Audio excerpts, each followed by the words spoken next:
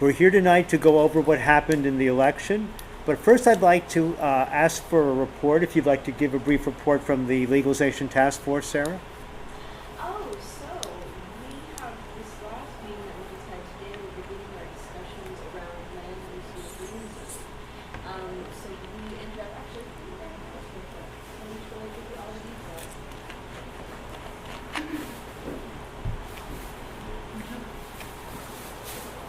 For those of you who don't know, San Francisco has a Legalization Task Force, which has been tasked to come up with regulations in the form of suggestions for the Board of Supervisors and the Planning Commission as to how the city should handle cannabis on a recreational level should it be legalized with AUMA in the fall. Meaning, for example, what about bars and restaurants? Can they serve cannabis? Can they sell cannabis? How does that impact our Article 33, which says that if you sell to 10 or more patients, you must be a patient in San Francisco. You must hold a permit to do business in San Francisco. One comment I want to make about that: Larry Kessler is our current point man between Department of Public Health and and the medical cannabis community. His predecessor, Ryan Klausnitzer, gave an interesting interpretation of Article 33. Article 33 again says 10 or more patients, you must have a permit from the city. Well, Klausnitzer's thought that that also could mean that if you have a permit from, let's say, Oakland, you could deliver to San Francisco. And so there are a lot of delivery services and dispensaries that deliver in San Francisco that are fully permitted in their local jurisdiction, but don't have permits in San Francisco. Larry Kessler hasn't challenged that yet. I think that's an interesting liberal interpretation of our law. SF Green Delivery, which has offices right around the corner from where Michael and I live, is technically registered as a business in Marin County, even though their offices and their delivery clientele is primarily based in San Francisco, and their offices are in fact around the corner from me. So if you go to Weed Maps, you'll find probably at least 20 delivery services that are not permitted in the city and may or may not be permitted in their local jurisdiction, whatever that might happen to be. Sarah? Yeah, that's very true. That's not uncommon at all. Actually, when I was learning about that, I was thinking about myself.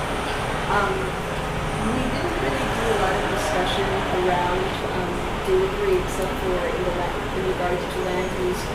We briefly discussed today that it could be an alternative for serving areas that may not be amenable to having dispensaries in their neighborhoods, which, as a not speaking as a representative of the task force, but as a private citizen in that, because I think that everyone deserves safe access in a shop that exists in their neighborhood. But that's a whole different story. So basically what we did this meeting is we finalized our first draft of our recommendations regarding public safety and social environment for the Board of Supervisors, which we will be reviewing again in the fall before we do our official presentation to them. And today we also had the first of 3 meetings regarding land use. So this was going to be a subcommittee meeting. We actually did a full meeting because we realized that we were going to have 3 meetings to discuss this very vast and important topic.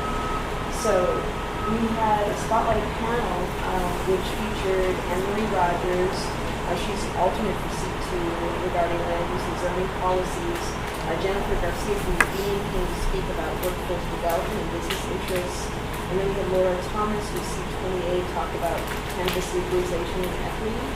And we had an open seat for tourism and hospitality for the last few meetings because John Ballesteros, who had the original seat, actually stepped away from his position. So we had alternates, and he's actually come back to the job and is resuming his seat for tourism and hospitality. And he was kind of the spotlight as well, talking about the potential for income for the city and what we need to do to create spaces for in the hospitality industry, whether that be improvements for bed and breakfasts, around like the fact that the possibility of getting medicated cannabis massages, what kind of things that you can put in restaurants. Some very interesting things were brought up. How about just is there much discussion about like straight out cafes where you don't sell pot at all, but you have like a coffee shop and people Like come in and smoke? There was some discussion discussion around that too. And then there was also discussion around the possibility of, we have, when we have festivals in Golden Gate Park, you have the enclosed areas where people can have alcohol. Will we be able to do something like that for cannabis as well? Can you smoke at those things in the park? No, See, you there's can't. a problem. So they're trying to look at Sucks. that. Yeah, well, and also when they rent that space, it becomes a private area. So is that possibility there to be? Right, Here's how I would frame it. Any place that allows adults to smoke tobacco should in fact allow adults who are patients to smoke cannabis, and if legalization passes, adults 21 and over.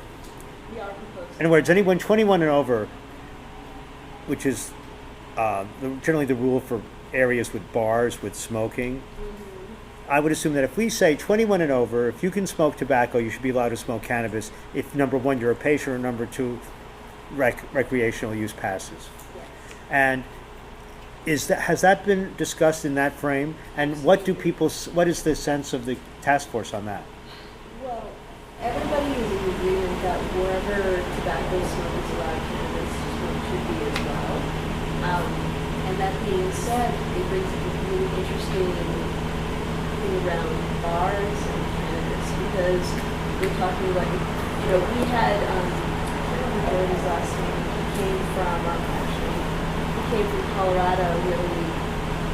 He's an attorney, and he actually helped develop the policy around developing. Jordan Ellington Yes. from Vincenze Cedarburg. Yes. Oh, yes. And he came and he spoke the last time. He was talking about just how interesting it is that people who smoke and people who drink don't seem to be able to socialize because of the whole of this.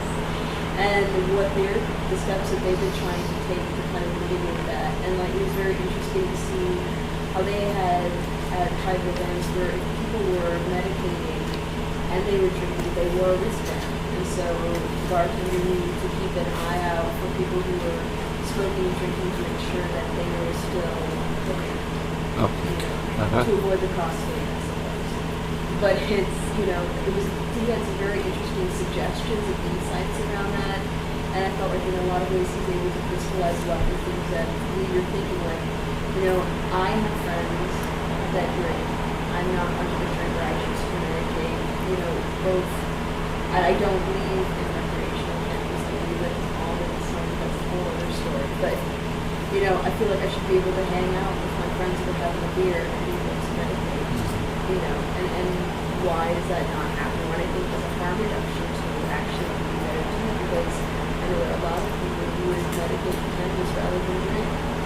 And it's happening at some venues anyhow. Like if you're at the Emerald Cup at the Sonoma Fairgrounds, they insist at Sonoma Fairgrounds that their beer and wine concessions be open, which is fine with me. I think it works well. And I haven't seen any problem with at least mixing beer and wine with pot smoking. But it's not. Do you think they sidestep it by keeping it out in the 215 area? Well, first of all, ALMA is going to really change things in some ways because, it doesn't really go with the notion that you can smoke pot any place you can smoke tobacco. ALMA says you can't smoke in any public place. Now in San Francisco, that's about the only place you can smoke. I mean, it's out on the streets, all right? Now, on the other hand, I can't see the cops trying to figure out, now, is this person smoking pot or are they smoking tobacco? I think we want a sort of a uniform policy on it. So there's a lot of confusion, I think, about, I mean, if that were taken seriously, you couldn't smoke your pot outside on the street, but you could smoke a cigarette out on the street. I mean, now they could ban smoking on the streets too in San Francisco, and I wouldn't put it beyond them. But that really doesn't. And then we have this other issue in ALMA that requires a separation. You can't have an alcohol license if you have a pot license. And the only way you can have on-site consumption is to have a pot license. Now, of course, the question is, can you have your on-site consumption pot license, and maybe you're in this big, fair where the person next door to you happens to have an alcohol license that's separate from your. I mean, are they going to be able to do that or not? Is San Francisco going to be able to do that? Because I don't think, it's one thing to have a licensed coffee shops like in Amsterdam. But if you're just talking about hanging out behind a bar, which I don't know how many bars there are like that in San Francisco, but there's got to be quite a few right there, where there's say smoking areas in back that are out. So And there's usually not a problem. and I don't think there's any way we could expect those people to get a permit for pot. And ALMA doesn't really permit it because if they have a permit for alcohol. But should they have to have a permit just to have these patrons standing back there smoking? And if they need a permit for pot, why don't they need one for tobacco? And they don't. And how do they tell the difference between tobacco and pot anyhow? It's an unenforceable distinction. I think the smell is different, right? Sometimes, those Europeans, got their hashish and tobacco, and Some of the situations are ridiculous. We had a booth for Brownie Mary at the Cannabis Reports launch party that they had, and they could serve alcohol but no cannabis. At a cannabis launch party. God, that's yes, that got the end. And if you want to even go beyond educator from a socioeconomic standpoint, when you're dealing with people who are in Section 8 housing and like if they get caught and they need to be able to have a safe. See, they're not allowed to smoke in Section 8. They can't smoke on the streets. So right. So, and these Well- are things that we're actively talking about in the task force because it's something that we need to make a decision for. And the rest of the state's going to be looking to see what we just Dale, when you say you can't smoke on the streets, that's not the way it is now. It's a gray No, area. now it's a gray area, and I mean the way the cops can arrest you for possession is what they do, and if you're not 215, then they got you on the possession. That's how they've always enforced it, smoking pot in public. But if you have a 215, I think it's going to depend on the cop, right? How it's held, but in the end, you can get a dismissal in court. But who wants to go through that, right? Yeah, right. And I don't know that I've heard of anybody who's had to do that. I haven't heard of any cases, at least I subscribe to the marijuana media for the last 10 years, Yeah. and I have not heard of one case of people being ticketed for smoking, except there was one exception. When we had the Inchi Festival Oh, yeah. at City Hall and the Civic Center Park near a playground that, by the way, was closed that day, Mayor Lee had his cops and his sheriff's deputies ticketing people. It was the first time in San Francisco since I've been here that I've seen people routinely ticketed for public consumption. But it was for smoking. It was for smoking. Because they were smoking at the park. And I saw the cops also checking people's clones as they left. They were looking at the routes. I don't know what the hell they were looking for. Well, not only that, they did not let a woman with a baby in arms in because the baby was under 21. I mean, it was an ugly scene. I thought that's the last thing we ever did. Used to be we had a lot of rallies in front of City Hall. I think that's the last one. Yeah. I think what happened was that Inchi did not get a formal permit, or they didn't quite get everything done that they needed to do, and so the city, and this was under Mayor Ed Lee, this is the first time I've ever seen this under a mayor, Lee went after them. I want to ask Sarah, what are the recommendations for the green zone by the task force? We haven't made recommendations on that yet. We'll be formulating those within the next 2 meetings. And I definitely mentioned that in the public comments. So I asked for the task force to expand the green zone or to put pressure and use their recommendation to the planning commission and the board of supervisors to expand the green zone, especially in our PDR district. Because right now PDR is not zoned for medical cannabis dispensaries, but that's a huge area where growing and having a retail space would be perfect. I learned something interesting from Terrence Allen, who is chairing the task force. I talked to him on the phone yesterday, and what he said was, and I had heard this corroborated from a dispensary applicant, that the green zone map has been taken off the DPH website.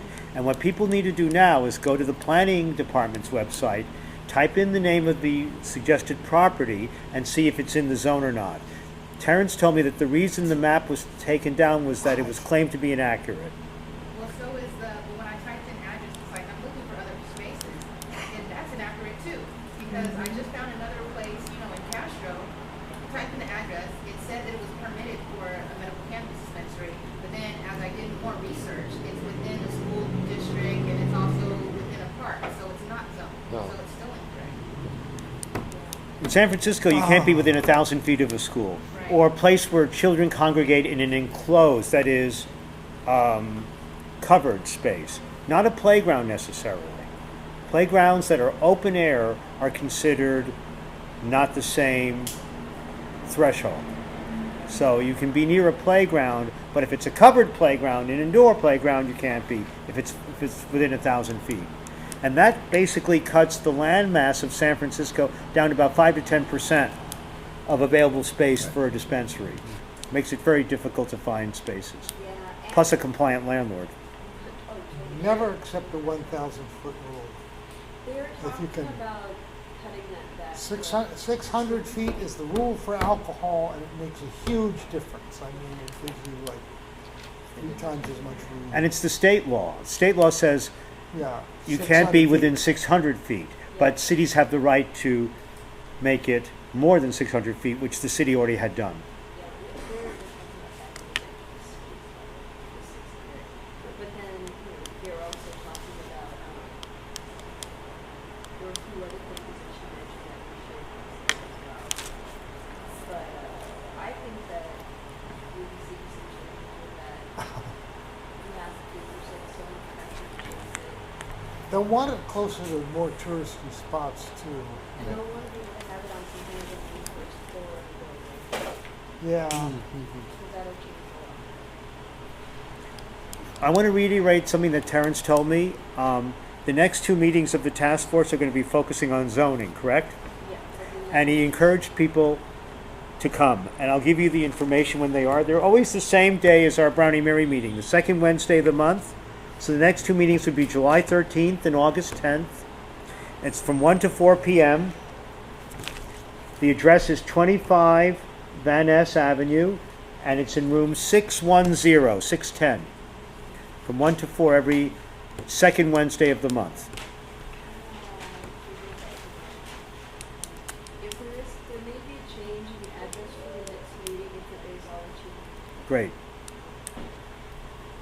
Yeah, we always have public comment and we encourage the public, it's really important. So how many people are on the commission? 22, I wanna say? 22. Is Michelle Aldrich on it? Yes. Yes, she is. She wasn't there today, but she is on it. Okay. Yeah, she's on a CANORML board. But anyway. Right, I'm going to give a few announcements of events coming up. Next week,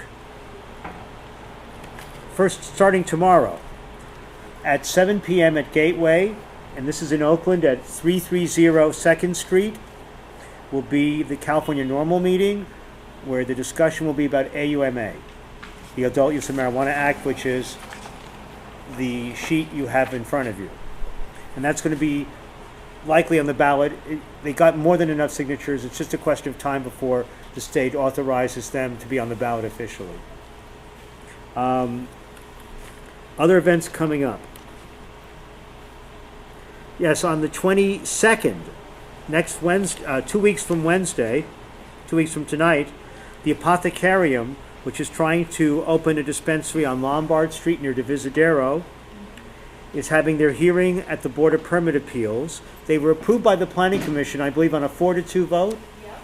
And it was appealed to the Board of Permit Appeals, so their hearing is going to be somewhere between 5 and 10 p.m.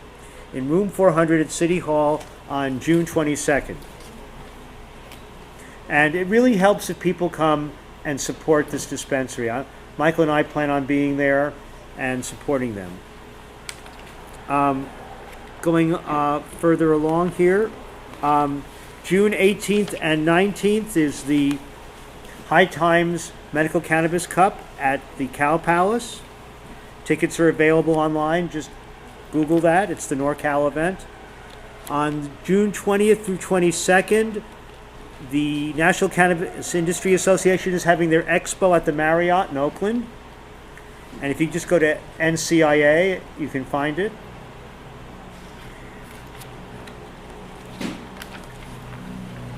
And our next Brownie Mary meeting is July 13th. And we said before, July 21st is the hearing for Green God's Compassion at 100 Sickles, subject to possibly being delayed. And I think that's all I have that's current. Of course. So the same weekend as the High Times Cup Can you speak up a little louder? It's hard. The same weekend as the High Times is going to be the Women's Visionary Congress in Philadelphia. Women's Visionary Congress? And do they have a cannabis interest section or something? Yes, they do. They'll have several people speaking, including myself. Will Women Grow be represented at that? No. They're not taking part? It's more about, they weren't asked, it's more, there's going to be other things as well, it's alternative healing as well, and definitely a psychoanalysis. What is the date again? June? It's going to be the same. 6/18 and 6/19. Yes. Same date as the High Times. Okay. Okay, I think that's all on that. Dale, would you like to give a report from Sacramento? No, not really. It's not very pleasant, but anyhow. There's a lot of bills in Sacramento. We were mainly concerned about opposing some bad bills. And when I say we, I mean all of us who went to lobbying day, ASA lobbying day in Sacramento, and other people, I guess, in other cannabis organizations who didn't make it there. But the bills that we were concerned about, above all, and which present the biggest threat now, are these tax bills, which the legislature decided to pass, despite the fact that the voters are going to be voting on similar stuff in November. There seems to be a real stampede in the legislature to do this marijuana tax. And there's two bills. One in the Assembly by Assemblyman Wood, which would, that was AB 2243, which is a production tax of $9.25 per ounce, and it's the same tax as is envisioned in AMA, okay? And that would, and then it allocates the proceeds to various enforcement agencies, which the author contends are very stressed by all of the illegal growers out in California who are doing all this environmental damage, and so to pay for it, we're going to tax the people who do it legally. And this bill would apply only, of course, to medical marijuana. It would not apply to the rest of the market. Now, if AMA passes this bill and the other tax bill, that I'll talk about, the McGuire bill, both of them will be moot.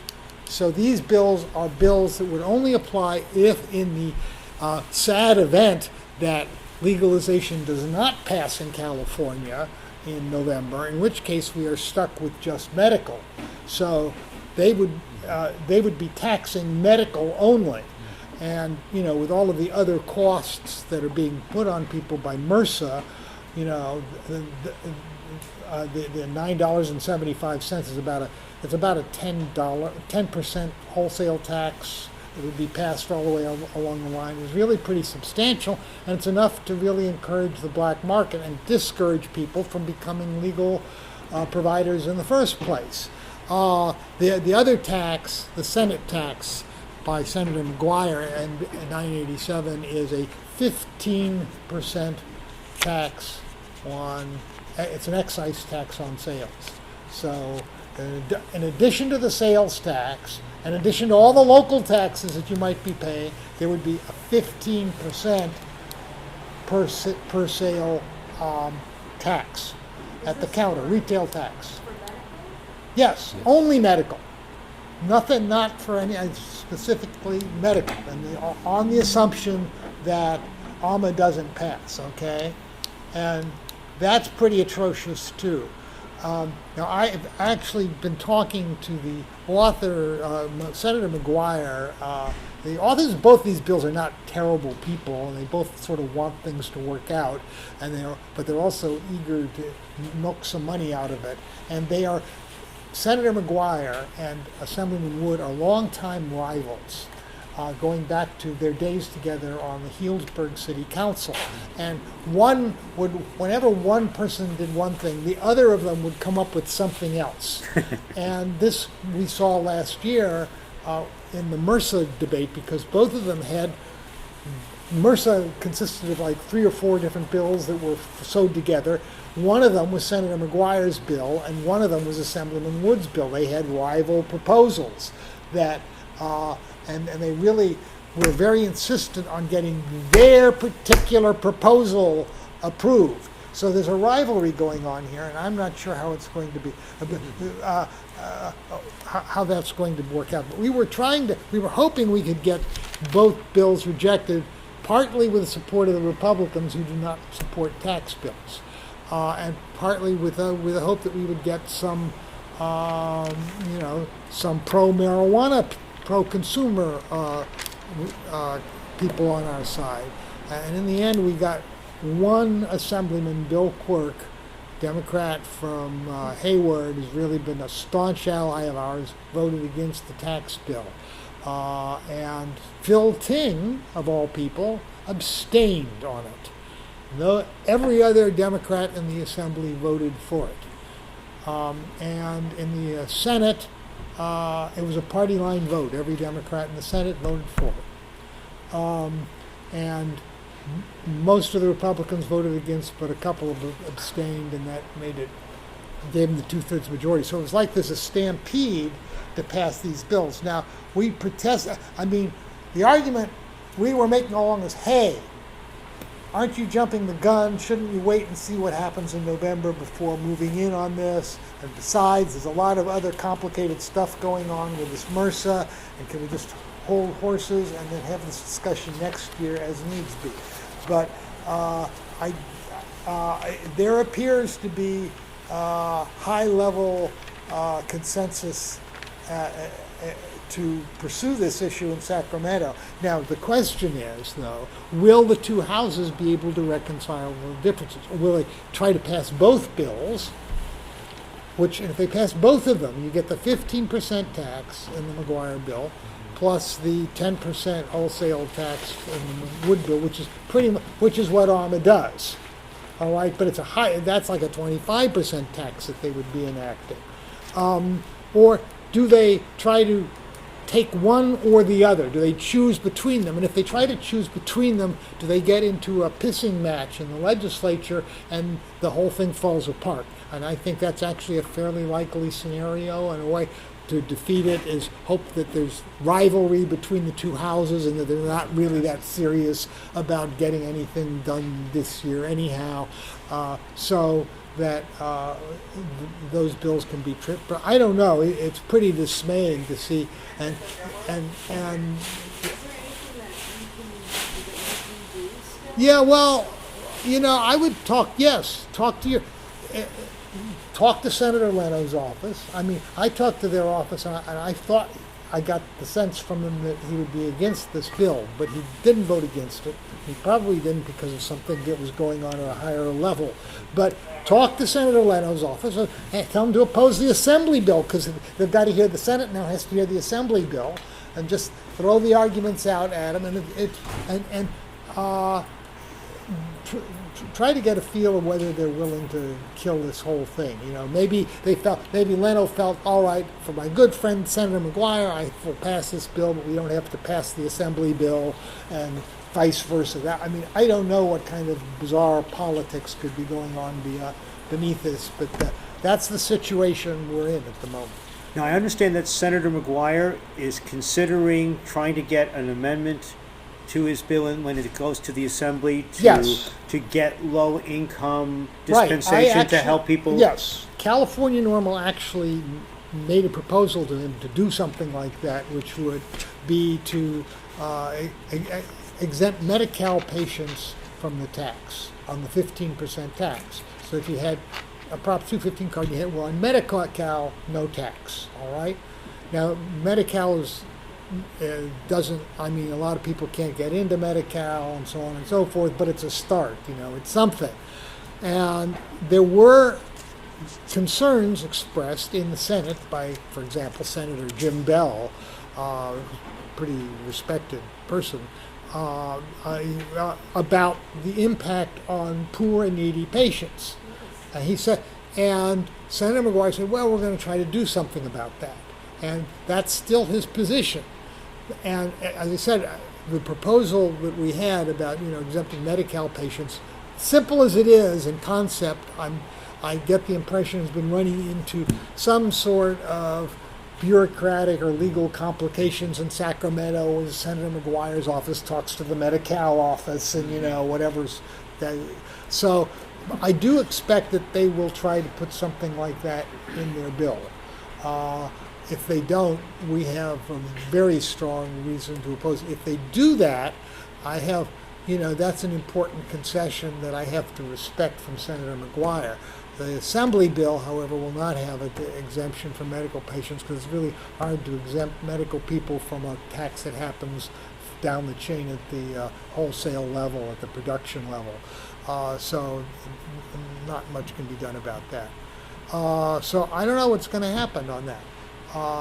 But I mean, that's not the only thing. There's a lot of other bills in Sacramento, a lot of the technical cleanup bills, which are sort of not interesting, except the people, and well, certain people in the industry have particular interest in it. But mainly, there's that omnibus bill, AB 1575 by Bonta. And I don't know everything in it except it makes it easy to do research. It makes it clear that research is a legal activity in California under MRSA, you know, which was good. And it has a host of other things. And there's one important development, I believe, that might be in that bill. And if it is in that bill, it's happening anyhow. And that has to do with the mandatory distribution requirement that everybody was worried about. Because there's been a lot of concern that, you know, the MRSA as written was requiring you to get a distributor to basically at every step in the process. So if you were a grower, you now had to deal with a distributor instead of somebody else. And then, you know, you're a manufacturer, you have to go to the distributor and not to, and I mean, the whole thing was viewed quite rightly as sort of a power grab by the Teamsters Union so that they could get and the alcohol distributors who were lobbying for this and who successfully snuck it into the bill. But it turns out we got a major concession, at least in our from the Teamsters, that they say they have no interest at all in the farmer to distributor part of it. They don't want to. They just want to distribute between the manufacturers and the retailers.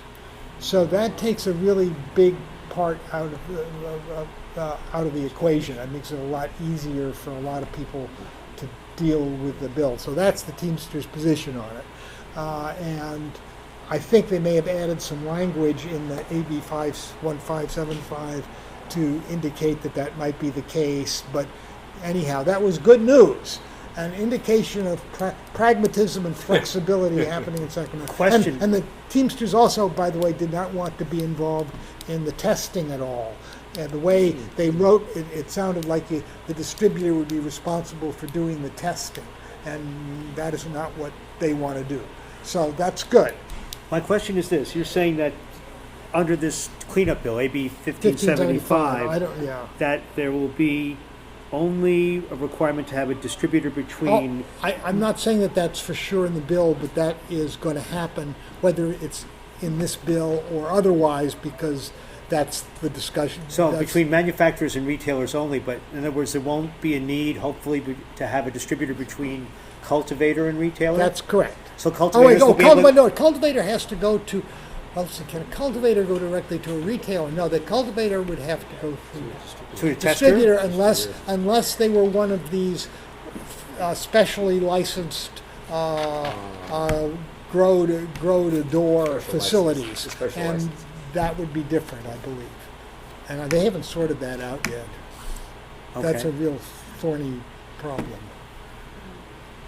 which I don't want to have to deal with. But anyway, also so that's in in Sacramento, they did kill the DUI bill that we lobbied against on lobbying day, the per se DUI bill, and that was good. That's come up every year now for the last 4 years or something, and they always beat it back because we always show that they don't have the scientific studies to support it, and that's true. And this year we were really aided when, just while they were considering the bill and the Appropriations Committee, the American Automobile Association came out and denounced the whole notion of having per se limits for marijuana. That said that those laws should be repealed, and it's not that you can't use quantitative numbers on these metabolites to measure impairment. So with the support of AAA, they just dropped the bill, and that's good. And then there's a host of other technical bills here too, none of which are objectionable,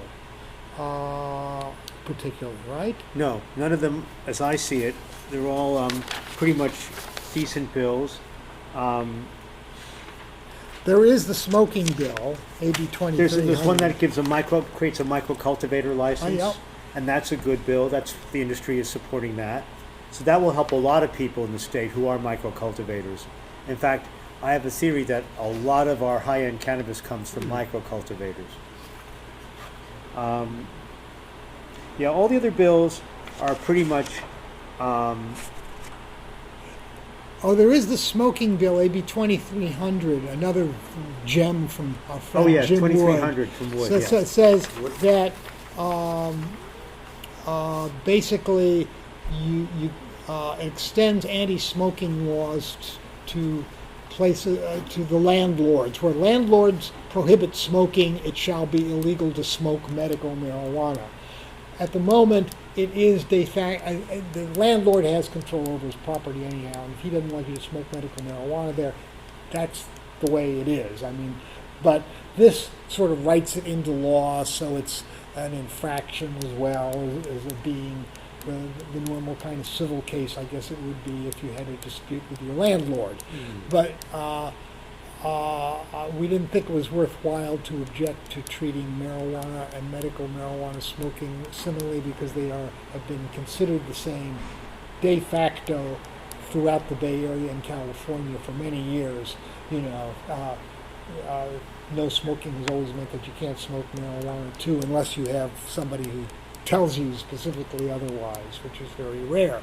So that just sort of sets in stone and makes it clearer that smoking laws apply equally to marijuana and tobacco, which wasn't entirely clear in the state anti-smoking law, by the way. If you look at the state big anti-smoking law that was passed 20 years ago or whatever, 15 years ago, that banned smoking in workplaces and so forth, it's very tobacco specific.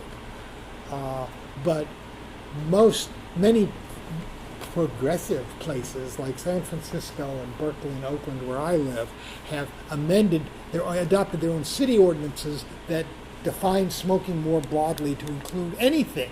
Okay, thank you. In fact, Oakland's smoking ordinance is so broad that technically it's illegal to have lighted incense in a restaurant, or a candle. Actually, it says like any burning anything is illegal under the anti-smoking ordinance in Oakland. So I mean, it's just really hard to deal with these people.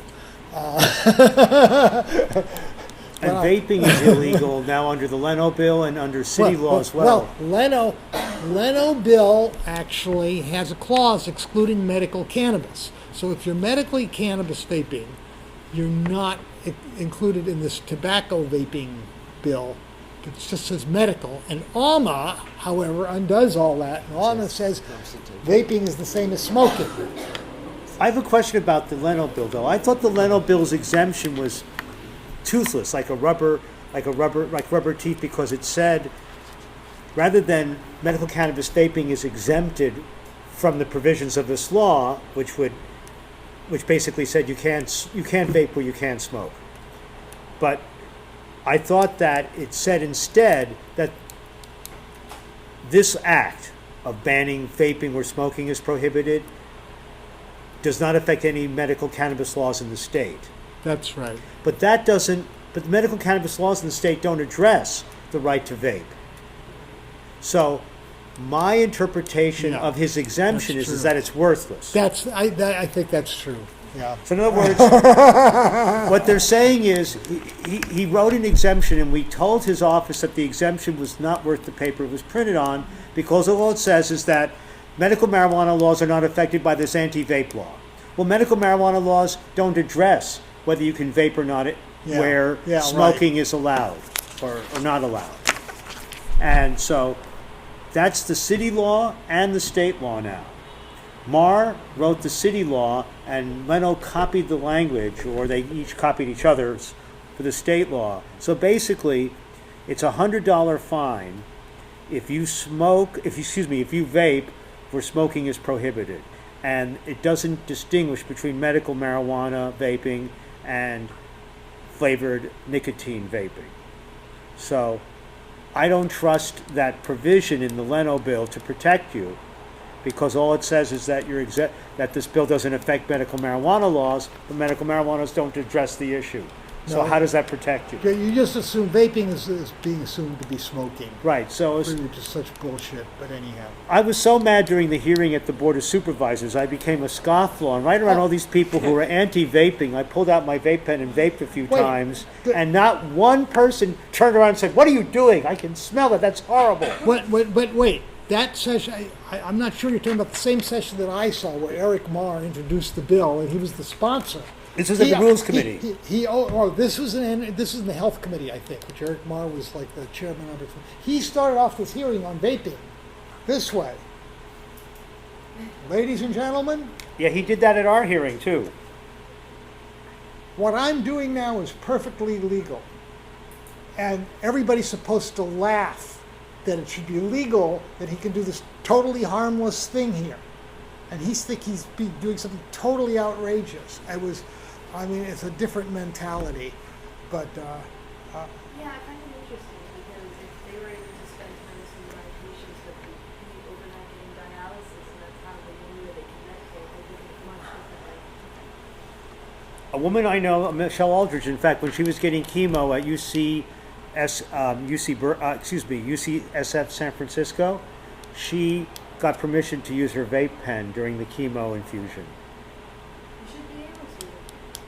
In Oh, the hospital. Oh, I wanted to add one In the thing. hospital, yes. I want to add one thing. If you want to oppose both Senate Bill 987 and the tax bill, was it 2243? yeah.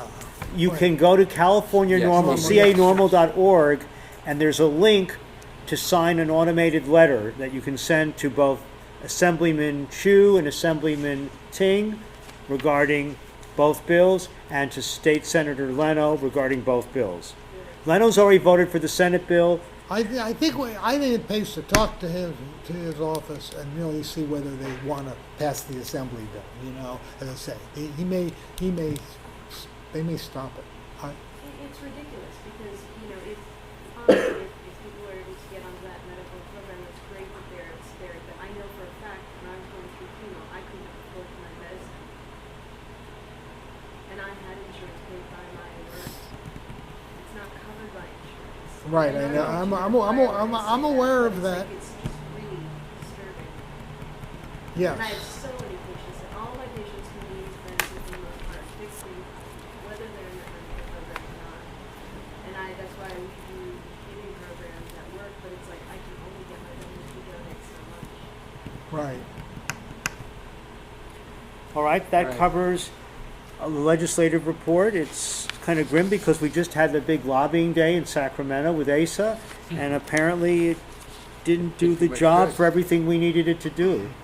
Killing the DUI bill was very significant, though. This illusory 5 nanograms per milliliter as a threshold for DUI for cannabis has no basis in science, and the AAA recent study claiming that it was bunk really helped. So that was a gift in terms of synchronicity, two events seemingly unrelated coming together at the last minute. But most of the action in Sacramento is industry-oriented. There's a lot of industry-oriented bills, and there's a lot of industry lobbyists representing all these new businesses and out there that are really setting the agenda and will for a long time to come.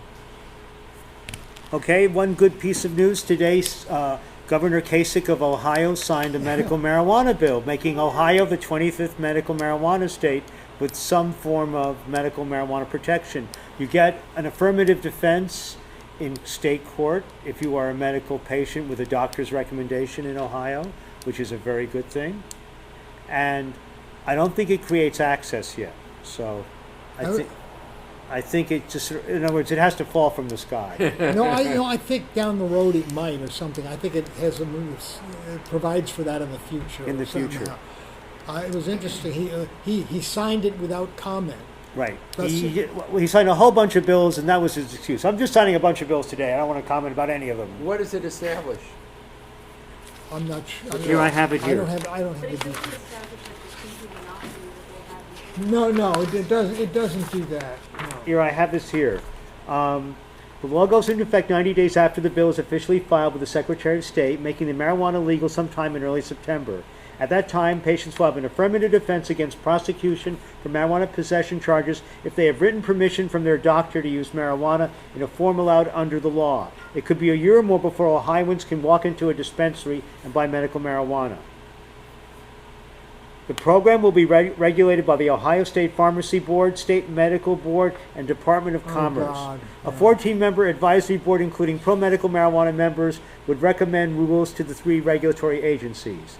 People with the following medical conditions will be able to use medical marijuana under the law: HIV/AIDS, amyotrophic lateral sclerosis, ALS, Alzheimer's, cancer, chronic traumatic encephalopathy, CTE, Crohn's disease, epilepsy or another seizure disorder, fibromyalgia, glaucoma, hepatitis C, inflammatory bowel disease, IBD, multiple sclerosis, pain that is either chronic or severe or intractable, Parkinson's disease, post-traumatic stress disorder, sickle cell anemia, spinal cord disease or injury, Tourette syndrome, traumatic brain injury, and ulcerative colitis.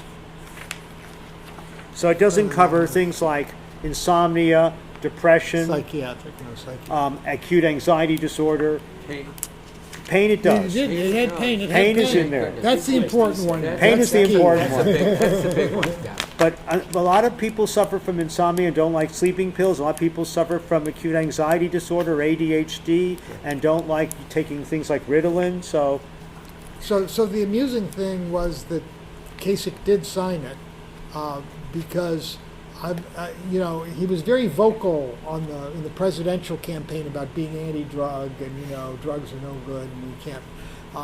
But in fact, he had a long history as a deadhead, and he actually was a pot dealer in the Republican campaign circles in the Reagan campaign. But he got busted at one point. When he didn't get busted, they found out about it, and so he was given his instructions, and ever since he's been very careful to toe the line. But he signed the bill. He knows better than. So that's good, because it probably could have been brought out that he'd be a hypocrite if he vetoed the bill, because he could have, Yeah, right. The former deadhead vetoing the bill. Right. That wouldn't look very good. Yeah, so it was okay for him to use it back then, but not for anyone else today. God forbid he be a hypocrite. Now, by our bylaws, if we want to vote on something, we need at least 12 people here. So we can't really vote on AUMA today. And I think it's probably just as well. I hope people will take one of these home and read it and be ready to consider changing our bylaws at the next meeting to allow us to vote on issues rather than just candidates. I've read our bylaws, and they technically do not say that we can vote on issues. It says we can vote on candidates, but it doesn't say we cannot vote on issues. So to make it all honky-dory, I think we should, Not vote. yeah. So I'm going to propose for the next meeting that we change our bylaws to specifically permit us to take positions on ballot propositions or issues in general that need us weighing in on. So that'll be at the July 13th meeting. So is there anybody with any announcements of things going on that we need to hear about for the good of the order? I just have one other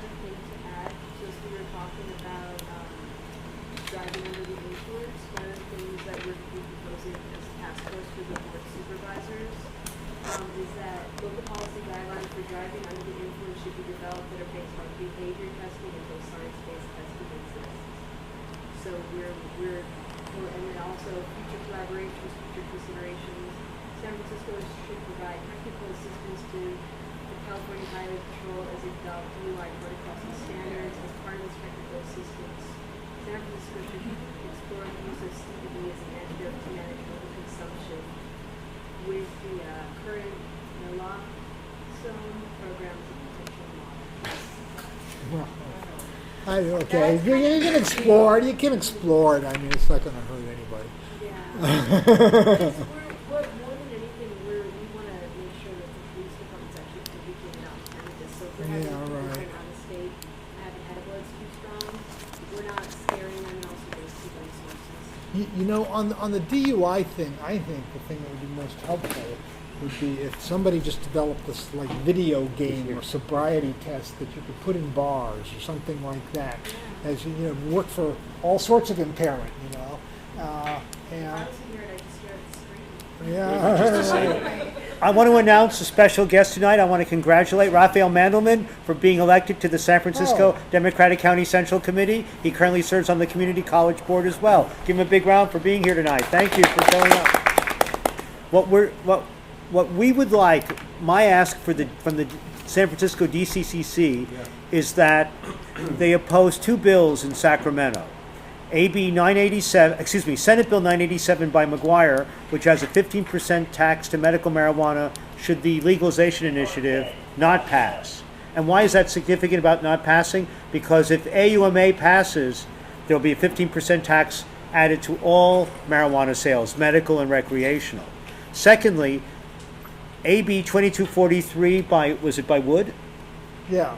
Wood is a bill that would add a $9.25 per ounce Production. cultivation tax, which translates to us as being a 10% additional tax.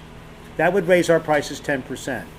Unfortunately, in the Senate Bill 987, and normally Leno is our ally, he voted for it with all the Democrats, which makes us suggest, since it was a lockstep 27-10 with 3 Republican abstentions and 10 Republican noes, that the leadership wanted the bill to pass. Likewise, in the Assembly, AB 2243 got, 60 votes? Yeah, it was all Democrats. Democrats voted Yeah, all the for party Democrats. lines. 60 to 12 out of 80 votes. Were there 8 Republican abstentions or non-voting? Is it 60-20? I don't. Yeah, but so there is a link on the CANORML.org website where you can sign an automated letter to both Chu and Ting on AB 2243 and Senate Bill 987, because both houses will have to vote on both bills. And also to Senator Leno, to maybe urge him to reconsider his support for Senate Bill 987. I suspect that since the Democratic leadership wants it, which is my theory, that he'll probably continue to support it. And this is a surprise because normally he votes a pro-cannabis friendly line, but this is an attack on patients. Low-income patients are really caught in a bind. I just want to say that I know a lot of low-income HIV-positive patients in their 40s and 50s who had to quit their jobs early, didn't get their pensions fully vested, are living on SSI, and for them to spend $50 or more for an eighth of quality cannabis is a bit cost prohibitive. And with these two bills, I estimate that it's a 25% increase in their prices, so that, let's say, $40 budget eighth now becomes $50, that $50 budget eighth now becomes $62.50, and even though we're transitioning from a not-for-profit to a profit system, the way things are going, I would just imagine that the prices will be reflective of these increases and they will be passed down to the patients. And I think it's an attack especially on a lot of AIDS patients in San Francisco who are using it. Low-income gay men and women and other AIDS patients who are needing their medical cannabis and have no way to pay for it. And dispensaries have some compassion programs, but they're very limited, and not everyone who needs it can sign up for one. So, when is the next DCCC meeting? There's Mary Jo has called a rump session or a lame duck meeting on the 15th, so a week from today. Okay. What time is that? I believe it's at 7 o'clock. And that's in the State Building in the basement, right? Yeah.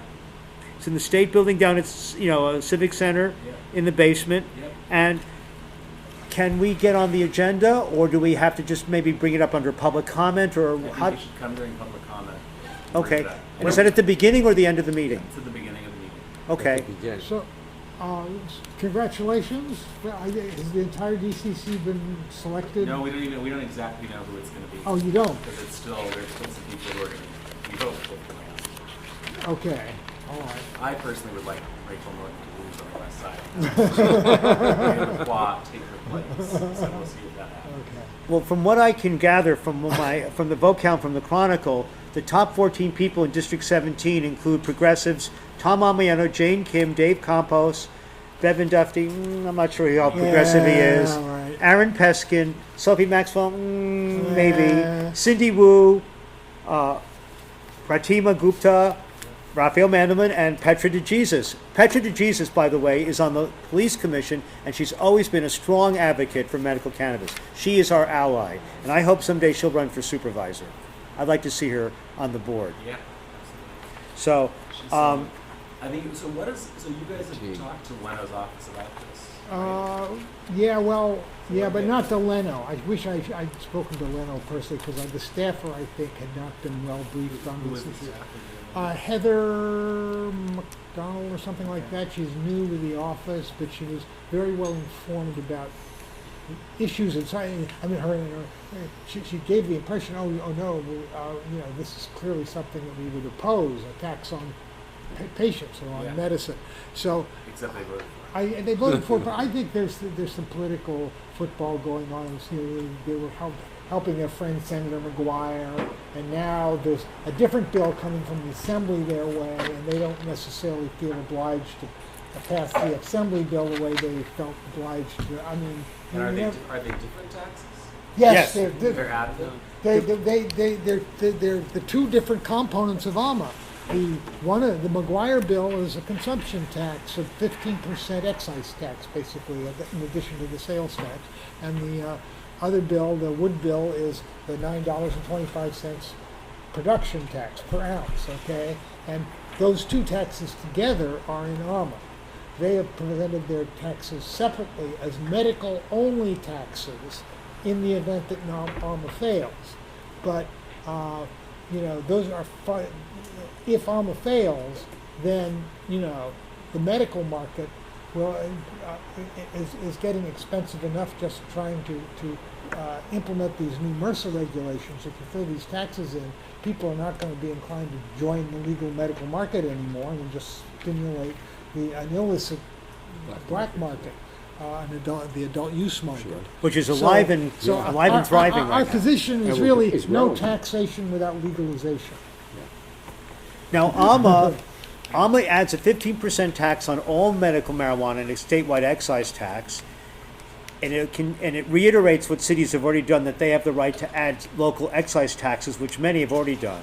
So, under AUMA, if you live in San Jose, for example, you'll be paying about 9% sales tax, a 9% citywide excise tax, plus a 15% additional state excise tax.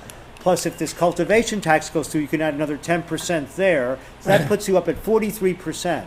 And as a point of perspective, most people use cannabis to get off prescription drugs. Our research shows that 80 to 90% use it specifically to replace prescription drugs, which for most people are likely if they pay a $5 or $10 copay. So it's getting outrageous. And the only exemption under AUMA for medical use is that if you get not only a doctor's note, but then going through the extra step of getting the optional state card, which is either $100, $50 if you're on Medi-Cal, or $0 if you're indigent under AUMA. If you get the state card, you're exempt from sales tax. You're still left paying the statewide excise tax of 15% and any local excise taxes, which fortunately San Francisco has not chosen to do. But to just give you an example, Oakland's is what, 3%? Berkeley's is 2%? Or do I have that backwards? Right. Oakland is 5%. 5%. Berkeley's is what, 3? 5% too. Okay, maybe 5% higher. too. San Jose is 9%, I believe. Richmond has one. Vallejo has an Jose. 11% one. San Jose? Sacramento has one. Is San Jose? Anyhow. And many of these have been voted in by city-wide initiatives, which means that the citizens who often might not like extra taxes haven't met a marijuana tax they didn't like.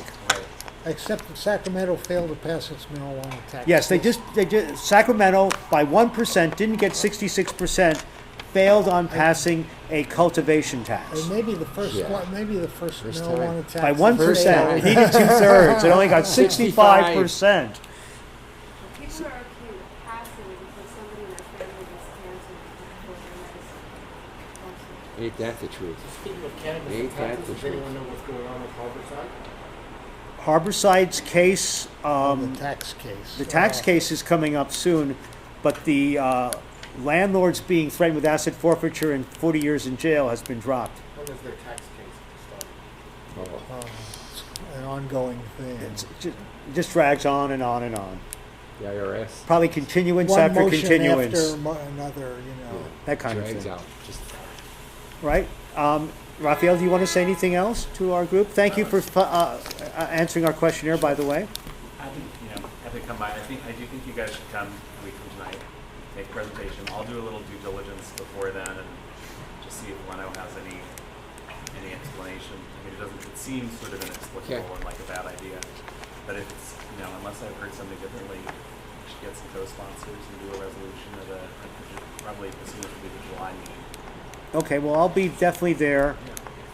I'm giving a talk at Oaksterdam in the afternoon, but I'll scoot right back to the city and come to the meeting at 7 o'clock. I hope a bunch of us can come, spread the word. The DCCC next Wednesday, 7 o'clock, basement of the State Building. Come and speak against the tax bills. Let's get the Democratic Party in San Francisco on record against these tax bills. It'll also, I don't know, has anyone been following the local county committee race? But it's been a little bit of a battle between two slates, the kind of real estate development people and then the more progressive folks. So the real estate and development and tech people basically lost, appear to have lost. The next committee will be much more progressive. But the group that you're going to see next Wednesday is still the sort of more conservative real estate bound set of folks. So, How long are they in power for? it's 7 p.m. based on the state village. How long do they stay around? They stay around until these results are certified. So probably towards the end of June, they'll have to go away. But until then, and the other sort of obnoxious thing that they're trying to do, they put on the agenda doing supervisor endorsements with the old group, the real estate development, blah blah batty people, and so which is sort of blatant power grab, which is obnoxious. We'll see if they actually get away with doing it. So what they want to do is do endorsements for the fall supervisor races before the new committee takes over. What's the likely balance on the new committee then? It'll be narrow. It looks like it's going to be narrowly. It's either going to be 14 or 15 progressive votes out of 24. Out of 24? Out of 24 elected. And then we Okay. have the problem 15. of 6 ex officios. Dianne Feinstein has to vote. Spear, Nancy Pelosi have votes.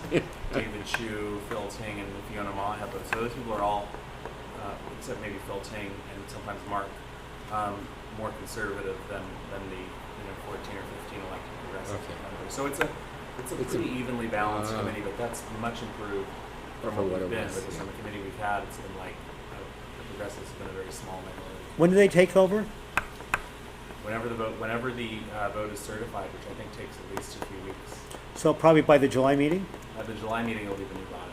Okay, so they only meet once a month, right? That's it. Okay. We'll be there We'll be next at the- Wednesday. we'll Hope be at the everyone can meeting. come. Tell your friends. This is important. Getting the Democratic Party of San Francisco on record against these tax bills might make a difference. With Nice to that, meet you all. Okay. I want to close the meeting. We'll see you on July 13th. Thank you for coming. Yes. thank you.